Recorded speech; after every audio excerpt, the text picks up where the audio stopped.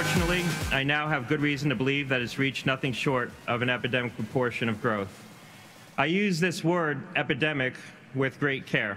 E-cigs have become an almost ubiquitous and dangerous trend among teens. The disturbing and accelerating trajectory of use we're seeing in youth and the resulting path to addiction must end.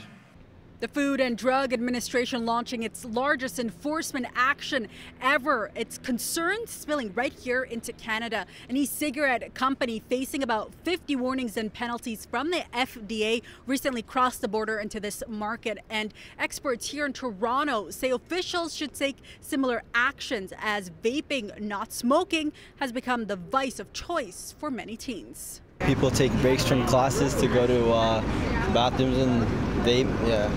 Probably take a break to come out here and vape outside. Do you see students smoking more or vaping more? Vaping. Vaping. Well, vaping because like there's no consequences, so I see more like vaping, you know. What do you mean no consequences? You can vape on the corner school and nothing will really happen because, you know, there's no smell or nothing, but you can't smoke a blunt then go into class. That odor passes as like, you know, perfume and stuff like that. You can't really get caught vaping.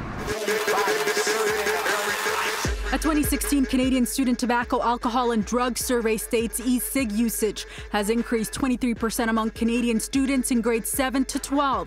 The Ontario Electronic Cigarette Act prohibits the sale and supply of vaporizers to people under the age of 19. However, Toronto Public Health confirms that there is no law that prohibits the sale of the liquid pods or refills. That means anyone, any age, can purchase the thousands of flavors, which include bubblegum and gummy bear. It's very clear that a good proportion of the kids who are vaping are not smoking cigarettes.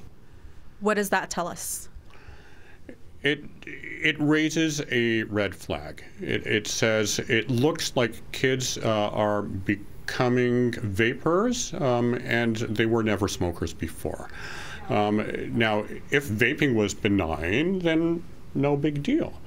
But we have enough evidence to indicate that vaping most likely does cause respiratory disease, cardiovascular disease.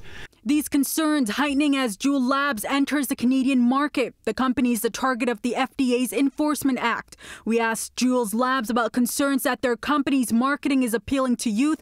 A spokesperson said, quote, Juul Labs uses multiple approaches to ensure that Juul is kept out of the hands of minors. All retail partners must abide by provincial guidelines to ask for identification when selling products that contain nicotine. The Juul Labs e-commerce platform utilizes unique ID match and age verification technology to make sure minors are not able to access and purchase our products online. All products are clearly labeled as containing nicotine. Juul produces a very novel vaping device. It looks like a USB stick, and it has a very, very high nicotine concentration. In the matter of, I would say, less than a year, they've captured over 50% of the United States vaping market.